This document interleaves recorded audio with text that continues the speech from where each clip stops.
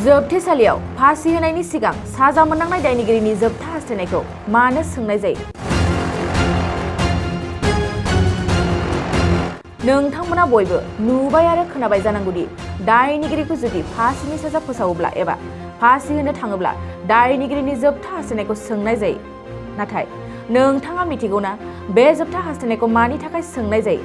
बेनि अनगायैबो नोंथाङा साननो हागौदि जोबथा हास्थायनाय बायदि दायनिगिरिया गावनि साजाखौ मानो बोखारनो एबा खम खालामना होनो हाया? नोंथाङा मिथिनो लुगैदों नङासै? फासि होनायनि सिगां दायनिगिरिनि जोबथा हास्थायनायखौ सोंनाया गोबाव समनिफ्रायनो सोलिबोनाय मोनसे नेम। फासि होजाग्रा दायनिगिरिनि जोबथा हास्थायनायखौ फुरा खालामनानै होआबा फासि होजाग्रानि आत्माया सान्थि मोना एबा गिदिंबाय थायो होननानै गोबाव समनिफ्रायनो सुबुंफ्रा फोथायबोयो। बेनिखायनो दिनैबो सोरबा दायनिगिरिखौ फासि होनो नागिरोब्ला बेनि जोबथा हास्थायनायखौ सोंनाय जायो। जोबथा हास्थायनाय बायदि दायनिगिरिफोरनाव गासै मोनथाम हास्थायनायफोरखौल' सोंनाय जायो। बे हास्थायनायफ्रानो जाबाय, जुदि साजा मोननांनाय दायनिगिरिया गावनि लुबैनाय बायदि जाग्रा जानो लुबैदोंब्ला बेखौ दायनिगिरिनो जेबो हेंथा गैयाजासे होफैनाय जायो। जेब्ला दायनिगिरिया गावनि नखरजों एबा नखरनि सुबुंफोरखौ लोगो हमनो लुबैयोब्ला बेखौबो दायनिगिरिनो जेबो हेंथा गैयाजासे लोगो हमहोनाय जायो। आरो थामथियाव, जुदि साजा मोननांनाय दायनिगिरिया गावनि धोरोमनि गोथार लेखा फरायनो गोसो जायोब्ला दायनिगिरिनि लुबैनाय बायदि बे खाबुखौबो होनाय जायो।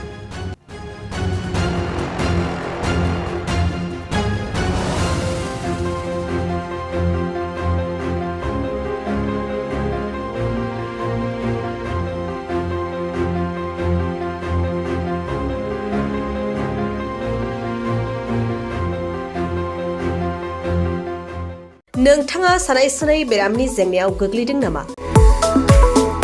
जुदि नोंथाङा सानाय सुनाय दंब्ला जिंगासिनांगौ गैया। चिरां जिल्लानि बेंटल गेट साफागुरियाव दायो एसआइ निउर' थेरापि सेन्टार दंसै। बे थेरापि सेन्टाराव नोंथाङा गोरलैयैनो देहानि सानाय सुनायखौ फाहामथाय लानो हागोन। बे आथिं सानायानो जाग्रोदों, ओमफ्राय जानाया एसे सिगांनिफ्रायनो जाखादों, ओमफ्राय बिदिनो गुबुन गुबुन मुलि जाबाबायदों, ओमफ्राय हामाखै। दिनैनि ट्रिटमेन्टआ आङो एसे मोजां मोनसिनबाय।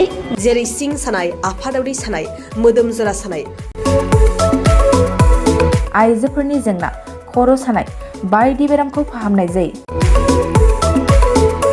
लोगोसेयैनो बे सेन्टाराव थानानै फाहामथाय लानो हानायनिबो सुबिदा खालामदों।